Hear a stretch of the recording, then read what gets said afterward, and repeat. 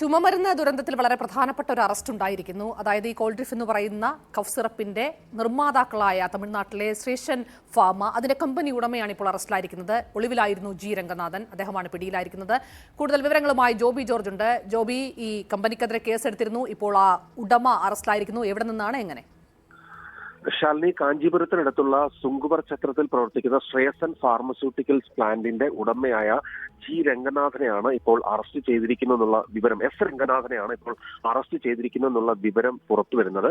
ഇതുമായി ബന്ധപ്പെട്ട അന്വേഷണത്തിനായി മധ്യപ്രദേശ് ചിന്ദ്വാരയിൽ നിന്നുള്ള പോലീസ് സംഘം, ചിന്ദ്വാര SP നേതൃത്വത്തിലുള്ള പോലീസ് സംഘം ഇന്നലെ ചെന്നൈയിൽ എത്തിയിരുന്നു.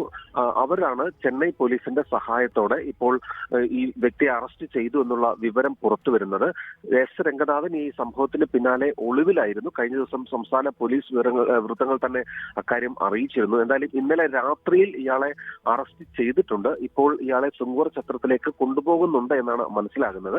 അതിനുശേഷം ചെന്നൈ കോടതിയിൽ എത്തിക്കുകയും പിന്നീട് ട്രാൻസിറ്റ് റിമാൻഡിന് അപേക്ഷ നൽകുകയും ചെയ്യും എന്നുള്ളതാണ് ഇപ്പോൾ ചിന്ദ്വാര SP തന്നെ വ്യക്തമാക്കിയിരിക്കുന്നത്. കൂടുതൽ വിവരങ്ങൾ എവിടെ നിന്നാണ് ഇയാളെ അറസ്റ്റ് ചെയ്തത് എന്നതടക്കമുള്ള വിവരങ്ങൾ ലഭ്യമാകേണ്ടിയിരിക്കുന്നു. എന്തായാലും 20ഓളം കുട്ടികളുടെ മരണത്തിന് കാരണമായ ഈ മരുന്ന് ഉൽപ്പാദിപ്പിച്ചത് ഇവിടെയാണ് എന്നുള്ള വിവരങ്ങൾ നേരത്തെ വന്നതാണ്. ഈ കമ്പനിയുടെ ലൈസൻസ് റദ്ദാക്കുന്നതിനുള്ള പ്രാരംഭ നടപടികൾ തമിഴ്നാട് സർക്കാർ എടുത്തുവരികയാണ്. 13-ാം തീയതിക്കുള്ളിൽ ഈ കാരണം കാണിക്കൽ നോട്ടീസിന് മറുപടി നൽകണം. അതിനുശേഷം നടപടികളിലേക്ക് നീങ്ങുമെന്നാണ് ഇന്നലെ സംസ്ഥാന ആരോഗ്യമന്ത്രി പറഞ്ഞിരുന്നത്. എന്തായാലും രാവിലെ തന്നെ ഈ അറസ്റ്റിനെ സംബന്ധിച്ച വിവരങ്ങൾ സ്ഥിരീകരിക്കപ്പെടുകയും ചെയ്യുന്നു. ഓക്കെ, ശരി ജോബി.